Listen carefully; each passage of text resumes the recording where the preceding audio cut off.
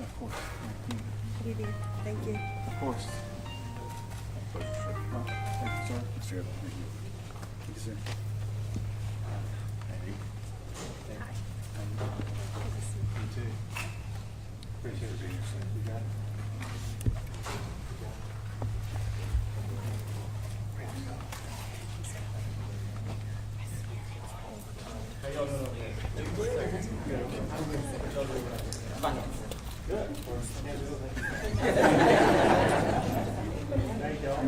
Right there, sir. Right there. Thank you.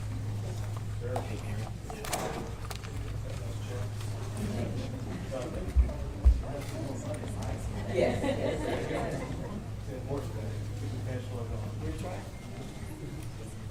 How are you? Good to see you.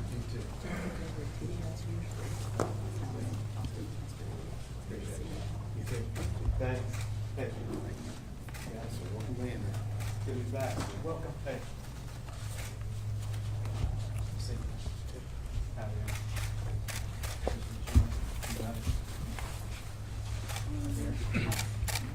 Hey, welcome. Great to be out here with you all. Thank you. Of course. Thank you. Safety and For security. Gander. There you go. Thank you, sir. Yes, let's hope our president. Thank you for what you do. Yes, sir. Okay. Got it. Hi. Christina, Leah, there's Steve. Nice to meet There you go. You too, Christina. Hey, sir. How you doing, man? I'm doing great, brother. Good. Hi, Governor. Thanks for being here. Thank you, sir, for being here. Governor. Thank you. You got it. Yes, sir. How you guys? We're well. How you doing? There you go. Appreciate what you do. Governor, thank you. You got it. Hank, how's it going? How you doing? Good. It's an honor, sir. It's my honor. Yeah. Thank you. Hey. You too. You got it. How's it going? You too. You too.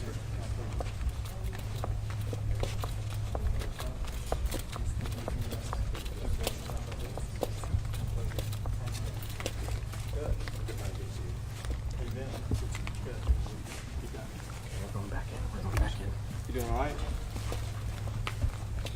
Amen. This way, please.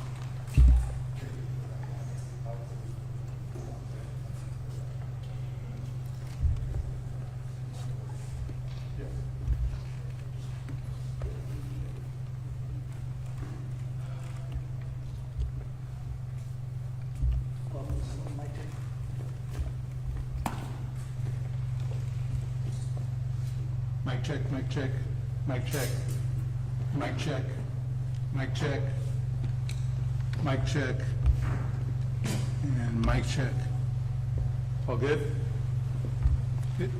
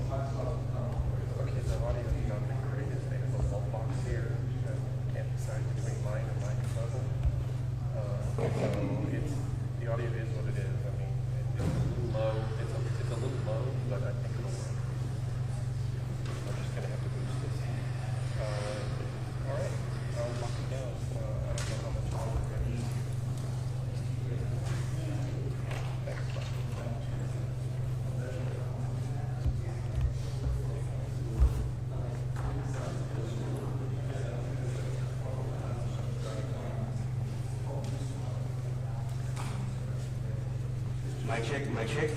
1, 2, probando, 1, 2. My check, 1, 2. Probando, 1, 2. My check, my check. My check, 1, 2. 3, 2, 1. My check, my check. My check, 1, 2. 3, 2. My check, 1, 2. My check, 1, 2, 3, 2. My check, my check.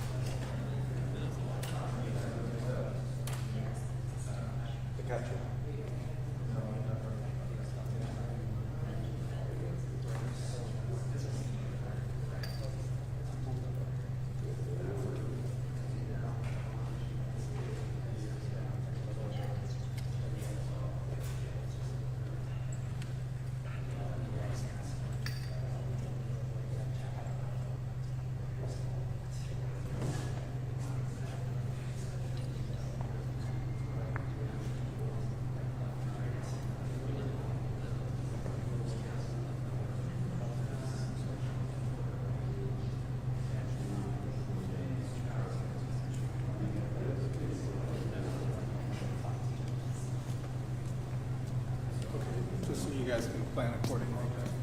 When the governor and all the other officials, Chief Kidd and all them, when they come back into this room, they're going to be coming in through that door. So you guys can kind of preset. Okay. Oh. Yeah.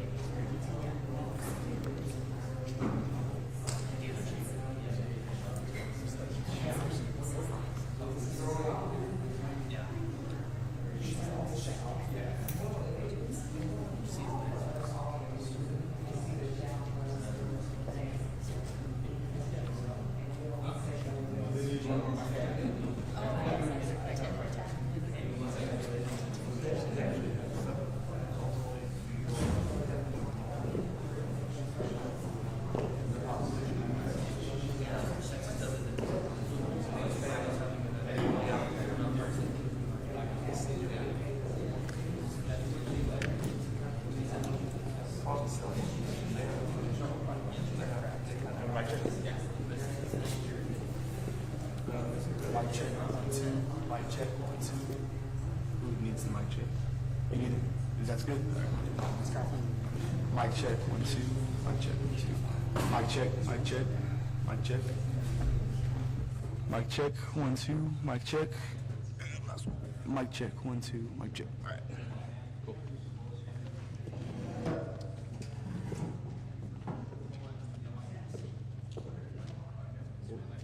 We're going 4? Okay.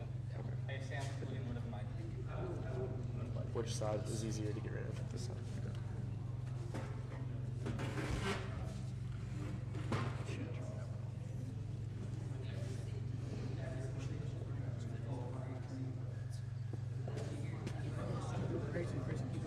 Oh, I'm I was just going to. I miscounted. Yeah, I miscounted. Sorry. So it is 5? Yes, it's 5. Okay. I'm so sorry. Thank goodness. Testing you. It was all a test. Yeah, yeah. This is 5. That's 5. Okay. Test.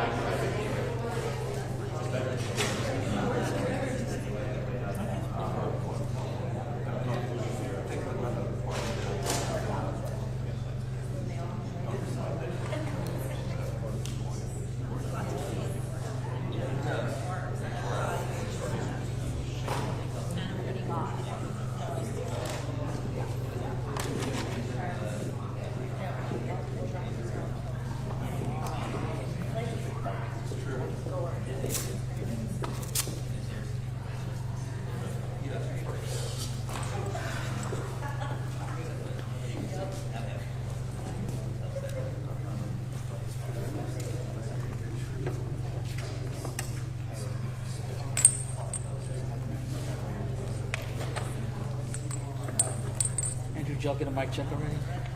Okay.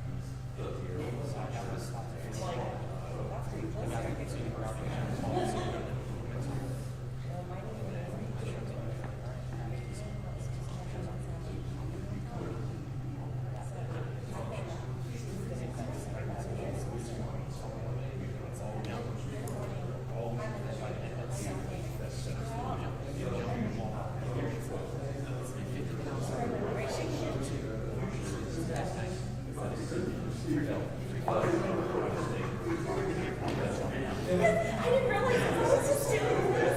And you just.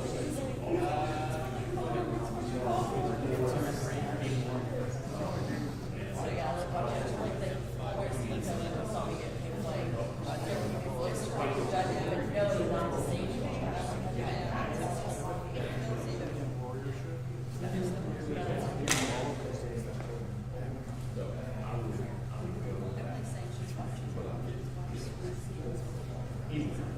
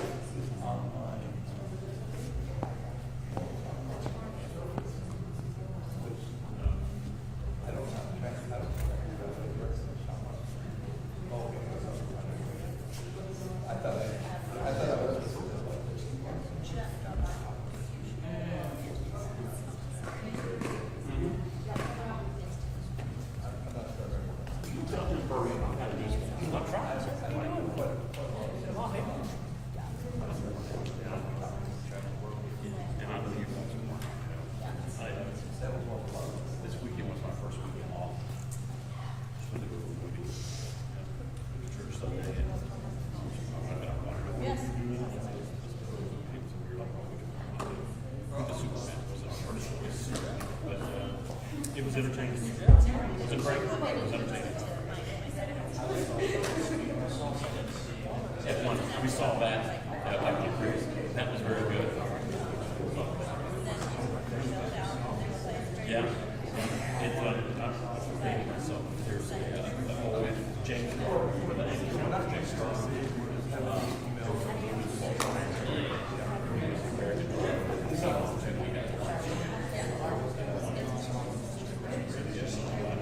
and it had that same thing. Although F1 had a more sports comedy, drama comedy, whereas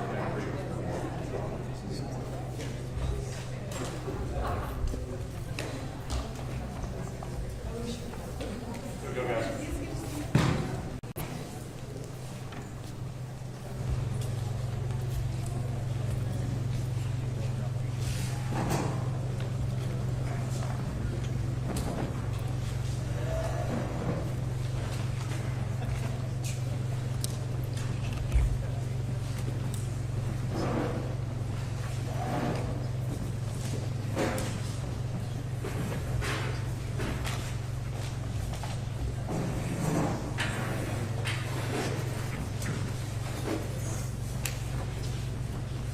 Thank everybody for being with us here today, and especially want to thank those who were just involved in briefing me on giving me an update about the travesty and challenges this area, this region are dealing with, as well as all the first responders in the room behind me and what they've been doing to prioritize saving lives. Obviously, there are enormous concerns and challenges that we're dealing with still in the Kerrville area. At the same time that we're responding to Kerrville, there have been an abundance of storms in large swaths of the state of Texas that have impacted lives and taken lives and destroyed homes, facilities, buildings, and roads across large regions in central Texas. As a reminder, I have declared 21 counties in my Governor Disaster Declaration. They include Bandera, Bear, Hope, Comal, Concho, Gillespie, Kidlow, Kerr, Kimball, Llano, Mason, McCullough, Menard, Reeves, Sansetta, Tom Green, Travis, and Williams. And that disaster declaration emphasizes the role that the state of Texas is going to play in each of those counties that are going through these enormous challenges. On top of that, I have to tell you new news, and that is because of weather that is going to be taking place today and overnight, maybe tomorrow. There are additional communities that need to be aware they're going to be facing challenges of their own. They include areas surrounding the communities of Uvalde, Del Rio, and Concan. And the state is already deploying resources in those regions to help them get prepared. We'll be working with local officials in those regions, just as we have in these other regions. And in those regions, as well as in Travis and Williamson County, as well as in Kerr County, job number one is always saving lives, protecting lives, and finding those who have lost their lives. And that is a 24/7 operation that we are unrelenting in continuing to that includes, especially if you look at the areas either in Williamson or Travis County or counties nearby. If you saw the rushing waters over the past 24 hours, you know that there were an extraordinary number of people that had to be rescued. Dozens of people were rescued because of our extraordinary first responder teams, and I want to thank the game wardens who really stepped up and done a great job, National Guard, Texas Department of Public Safety, local firefighters and local first responders, as well as Texas Task Force 1 and Texas Task Force 2 and others who are truly saving lives. Many Texas lives have been in danger. Most of those lives have been rescued by our first responders here in the state of Texas. I have to report the latest numbers of what we see both in the state, and I'll talk about the local counties where we are, as it concerns Texans who were lost, as well as those who are missing. Statewide, there's there's a total of 131 fatalities to be reported. Breaking that down in Kern and nearby counties. In Travis County, 9 people have lost their lives. There are 3 missing. In Burnett County, 5 have lost their lives, and there's 1 missing. In Williamson County, there are 3 who lost their lives, and no one is missing at this time. The stories about those who've been swept away is gut-wrenching and heartbreaking, and the kind of thing that spurs us to do even more to make sure that we're going to be searching and finding everybody that we can, as well as spurring the response that both the state and local governments, as well as the federal government, will have to make sure that we fully address the challenges that Texans have faced over the past week or so. In addition to the lives of our fellow Texans, there are homes that have been destroyed, people who don't have a place to stay. The state is working with local officials to address those needs. There's also infrastructure around those people that make living where they are or accessing their home either difficult or impossible. I visited one today. I visited the Big Sandy Creek Bridge and was astonished at what I saw. If you haven't seen it, it's a 2-lane road and has 2 yellow lines in the middle of it to divide one roadway from the other from going in opposite directions. And the center part of the bridge was literally moved about a half a foot in one direction, which shows the power of the water that was pushing through there, but also the reason why the bridge right now is impassable. I want to thank Travis County for stepping up and completing, I think it was overnight, a temporary bridgeway that people can use to now access that area that had been literally an island for several days. But also their commitment to work very aggressively to get that bridge repaired and will be usable on the permanent sense of the matter. We also know that there are other infrastructure challenges such as the RM 1431 at Cow Creek. And I visited with the Texas Department of Transportation, and they'll be talking to you shortly. But listen, they're going to be moving at lightning speed to make sure that that bridge is going to be operational again. They're in the preparation stage right now with regard to removing all the debris so that they will be able to begin the construction progress quickly. They're in the process of accepting bids, and I think, and it'll be announced here shortly, but announcing who is going to be getting those bids in order to begin the construction process and get that done quickly. We know that the people who face challenges because of that bridge closure have those needs that must be met. And Texas is ready to step up and address those needs.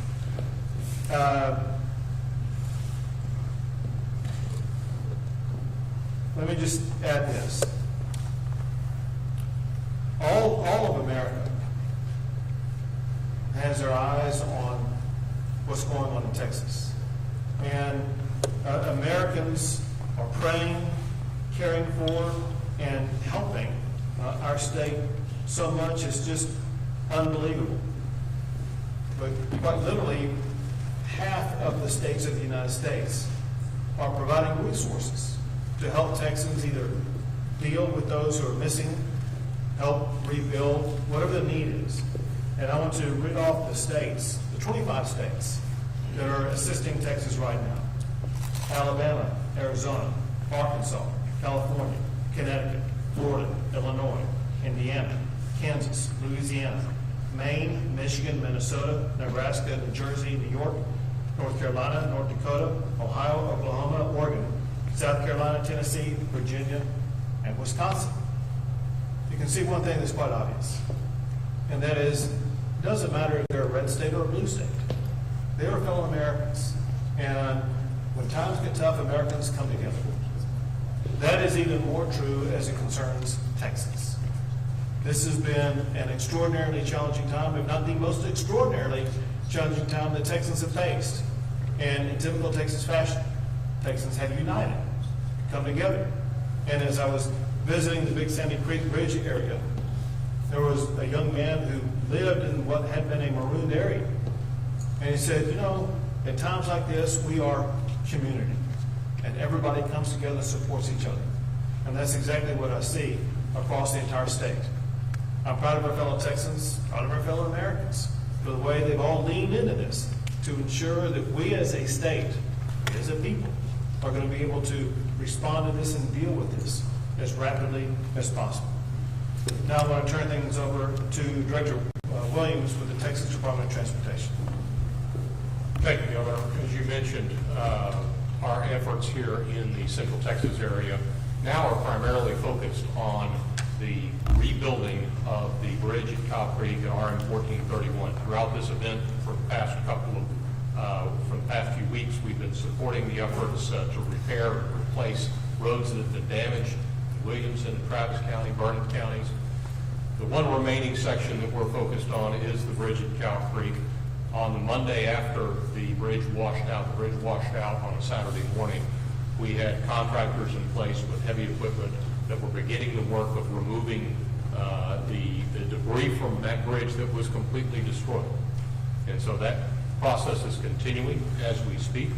In addition, our bridge teams with the Austin District of the Texas Department of Transportation have been working literally 24/7 to design a new bridge to replace that bridge that was washed out. We've also been working with members of the Federal Highway Administration that were on site with us this past Monday as well to review that damage. We've released those bids to contractors now that we have a complete design in hand. We expect to have bids back from those contractors on Wednesday of this week. And then after we award that contract, we will begin the process of transitioning from the debris removal contract that is still out there with a lot of heavy equipment today to the construction work on the new bridge. We're targeting a 60-day construction period for that bridge with some significant incentives to work to reduce the time frame for the replacement of that bridge by at least 20 days if we can. And so we know that that's a very significantly important bridge. It's an important travel corridor between Marble Falls, Lago Vista, and Cedar Park. A lot of people commute back and forth. The school year will be coming up soon. We have some students that attend Marble Falls ISD that live on the east side of that bridge. So we need to be able to have plans in place to accommodate them. We're working with the school district on that as well. Overall, though, we've made some significant progress statewide. We're continuing, Governor, as you know, to work in the Kerrville Hunt area on State Highway 39 and Ranch Road 1340 to repair and replace the bridges and the roads that were damaged there. We did, as you also spoke about, experience some flooding and some additional damage just in the past couple of days. And we had road impacts. We had 49 roads that were impacted. Over the past 24 hours, 37 of those were closed due to high water, and some of those were damaged. But we're going to be able to get those turned around and replaced and repaired relatively quickly, and hopefully the water will go down and we'll get a break from the rain. So thank you for the briefing. Thank you very much. Now, Lieutenant Colonel Baker. Thank you, Governor. Ben Baker, Lieutenant Colonel, Texas Game Wardens. Before I get into a search and recovery efforts and Texas Game Wardens respond to this historic tragedy of series of events in the Central Texas and in Kerr County, I'd like to just remind everybody that all of these efforts and all through this tragedy, Texas comes together under Governor Abbott's strong leadership, under Texas Department of Emergency Management, Department of Public Safety, all of our local first responders, all of our local EMS, all of our local volunteers, and everybody who is in Texas who comes together in such a tragic time and unites to help the people of Texas. Texas Game Wardens, as of July 3rd, through the State Operations Center, were set up and poised in anticipation of a flooding event. Through the calls coming in late and early July 4th, Texas Game Wardens were deployed to Kerr County. Since then, around 300 game wardens have deployed in the Kerr County and surrounding areas in anticipation of other flooding occurring in Central Texas.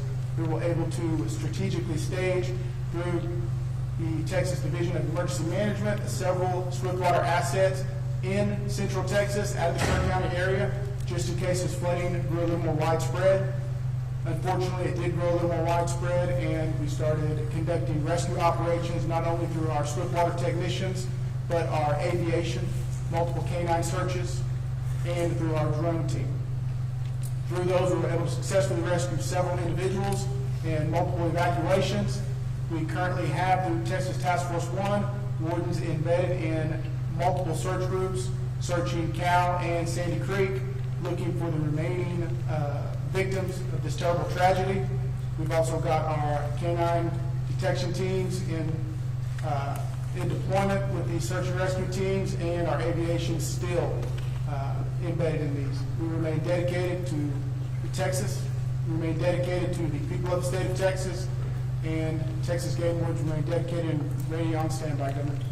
You're doing a great job. To see the videos of you all out in the middle of conducting rescues and literally saving a fellow Texans has been nothing short of miraculous. So thank you and all game wardens for what you've been doing. Now the Travis County ESD Assistant Chief Whiteman. Thank you, Governor. Just after midnight, we started receiving the calls, and within several hours, we had logged 50 rescues, saving hundreds of Texans through our area. And this was noted and supported by our mutual aid and automatic aid partners throughout Travis County. Within 12 hours of the incident started, the governor's office, as well as TDM, had sent us many resources. We supported our operations and was able to have us start setting up command structure a little bit more enhanced to start helping others. And what we would like to point out is, as ESD, we recognize the recovery will not happen overnight. It'll be a long and difficult road, but we're committed to staying engaged, showing up, and working hard alongside those we serve. This is our home too. We're members of this community, and we're committed to helping each one of our neighbors. Thank you. And now Chief Kidd.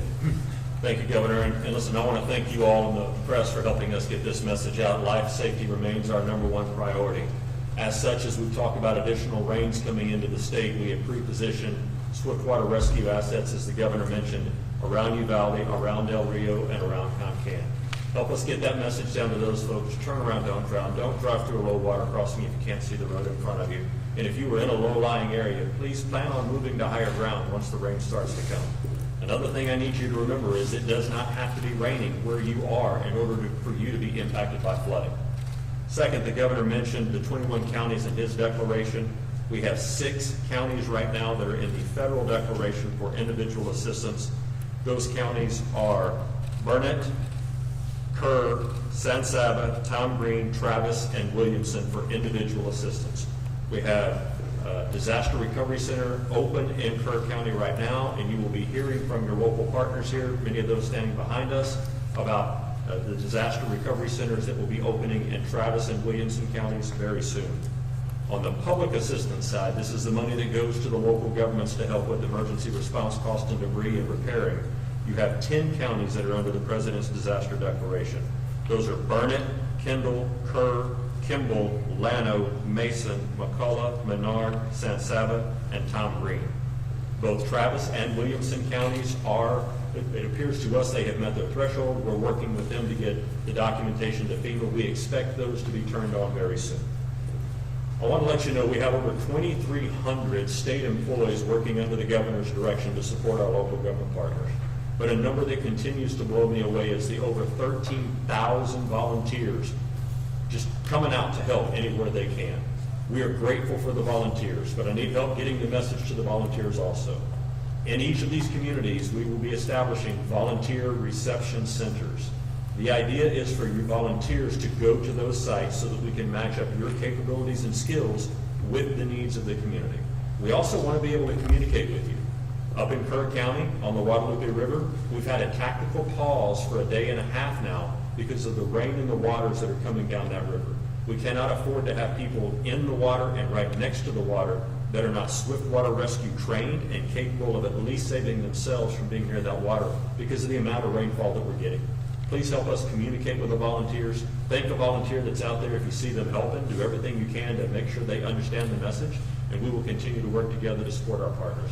Finally, Governor, to your point, 25 other states, not counting ours, focused on this. It has been a tremendous response from the nation. Thank you. Thank you. One thing that Chief Kidd mentioned that is worth re-emphasizing, and that is those who lose their life by driving in the water. Those who lost their lives at Camp Mystic those stories have been told a lot. And it's tragic and horrendous. Less told are those who have lost their lives because they chose to drive in the water and got swept away. Power of water sweeping a vehicle away is far more extreme than what most people know. As waters rise over the coming days, could be in the Uvalde area, wherever it may be, people should drive with caution, knowing that you are totally in control of protecting your life and saving your life by not putting it into danger in the first place.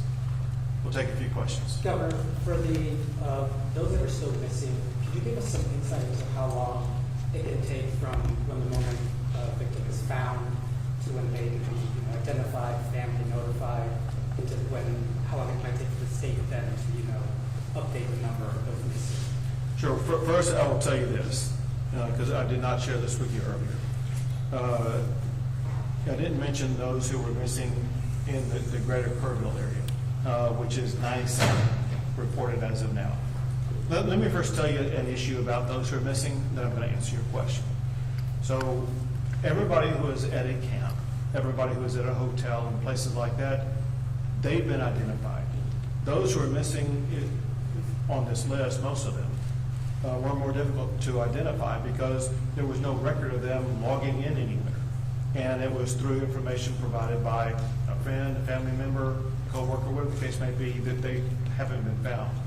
Even though we are reporting 97 people missing, there's no certainty that all 97 of those people were swept away by the storm.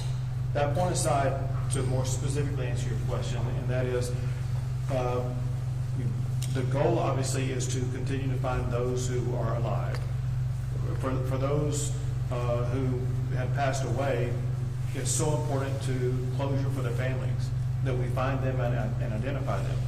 Sometimes it does require using DNA testing to identify who they are and identify who their family is to make sure that we connect appropriately and correctly the family member with the person who lost their lives. And so sometimes that takes a few days to complete that process. Governor, given understandably so that Kirk County, the damage they sustained, they received a lot of attention, especially federal assistance.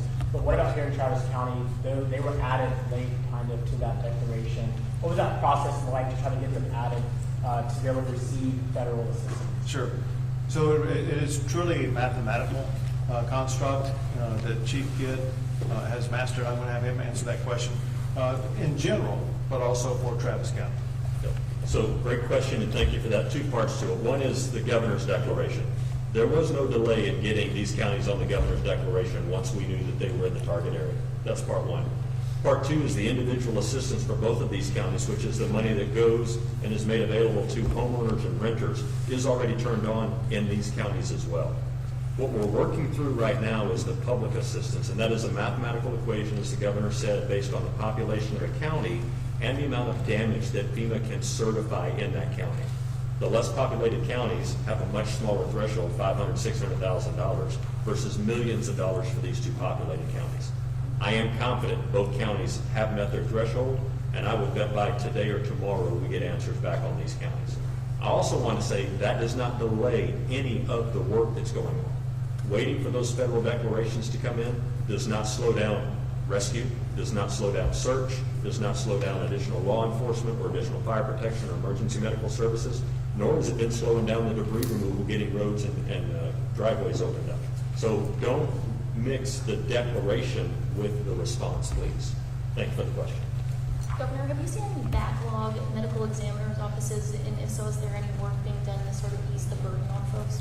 So I'll tell you this, the medical examiners' offices have been working pretty well and pretty timely. There was a backlog and there were challenges because of local JPs in Kerr County that were slowing things down, holding things up, and it required pressure from the state and others to make sure that they began to expedite that process. When a life is lost, that family wants access to their loved one as quickly as possible. It was inexcusable for some local JPs to slow that process down. But as far as medical examiners are concerned, I've heard no complaints about the speed with which they're working.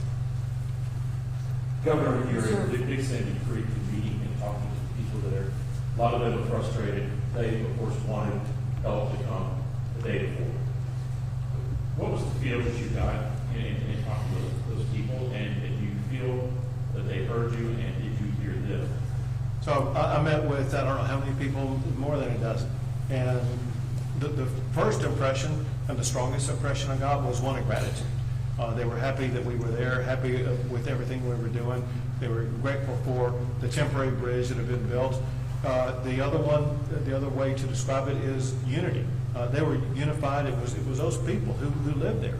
They came up and said, listen, we're a community. We're Texas strong. We're hanging together. And they're neighbor helping neighbor. And so I was impressed once again with the strength and commitment and moral clarity of our fellow Texans for uniting at a time as tough as this is. And to follow up with this, and it builds on what Chief was talking about, and Assistant Chief over here. The response from other states has been amazing. We've got teams that are now picking up the load, letting the local guys get back to the basic service. And it's not necessarily basic, it's still important service. How important is having this heavy lifting going on from all these other states? So these guys here, Travis County ESD 1 being one of them, getting back to basic services. Everything all these other states is doing is extremely important. If I could say that one was more important than another, it would be what they are all doing in search and rescue operations. As Chief Kidd noted, our number one goal is protecting lives and finding lives. When I was at Big Sandy Creek, I met with search and rescue teams from Florida who were there in the water, working all day long to locate anybody they can find. That requires heavy volume. It requires manpower, walking every inch of it could be a creek, a river, whatever the case may be, to ensure that they are scouring every inch of earth in the state of Texas where a body could be found. And is benefited or aided by search dogs. And whenever we've had dog teams that have flown in from other states across the entire country. And so the response that we've been able to provide, especially as it concerns search and rescue operations, has been magnified many times over because of these teams who have stepped in from other states and given us the extra manpower as well as other resources to make sure we're better capable and quicker at taking on that task. Governor, do you have the current number of how many are missing in Kerr County? It was reported earlier that it was around 160 people, and you said that 97 were missing in the greater Kerrville area. Do you have a current number in regards to how many are missing in the county? Yeah, I'm going to give you the number. So the number I read to you was given to me by Chief Nim Kidd, and he was on the phone before we came in here, and I'll let him explain this number. Thank you. So the number that we got from the Texas Department of Public Safety is 97 missing from the Guadalupe River flooding. That does not count the numbers that the governor read to you from the 3 counties that were here earlier. I think that'll put the total statewide at about 101 total, if I have that right. What he means by Guadalupe River, most of those are in Kerr County. I think there has been some in Kendall County. Yes. Governor, you serve on President Trump's FEMA Review Council. How has this experience shaped your views on future FEMA should it be phased out? So one thing I think most, let's say governors, most state officials, as well as the federal government could agree upon, and that is we needed improvements in FEMA. And it needed to be what I call right-sized so that it would be more nimble, quicker in the response, but also understanding that it's the locals who know what is best in responding to a disaster. And local is defined by these local communities, whether it be Leander or Travis County or Williamson County, whatever the case may be. They're the ones on the ground, and they know their communities far better than anybody else, and they know how to respond to their communities. And it's the state and federal government that work to provide them the additional resources they need to accomplish their goal. Here's the point. But by working on the reforms that we will work with FEMA and with the presidential team on, we're going to work to find ways to streamline the process, cut through all the red tape, to ensure that even when we do that, the monetary resources that we are receiving now, that are much needed for things like having the emergency first responders or debris removal or search and rescue operations, those will still be funded, but we will have the ability to do it a whole lot faster, a whole lot quicker without waiting around for the federal government. Last question. Governor, with all due respect, I never hear from the flooding, but I did want to ask separately. Over the weekend, Secretary Bethesda said that she's in talk with 5 GOP-led states to have state detention facilities for immigration purposes. I have to ask if Texas is in conversations will or assist the federal government with immigration detention skyrocket. So I haven't had a direct conversation with her. I do know that Texas has offered detention facilities. I've signed what's called a 287G law that was passed in the session that requires local jails to work with Homeland Security. Listen, we want to do everything we can to make sure that those who are here legally are allowed to remain legally. Those who are here illegally, they'll be turned over to ICE. Would there be some? That's it. Thank you. Thank you, guys.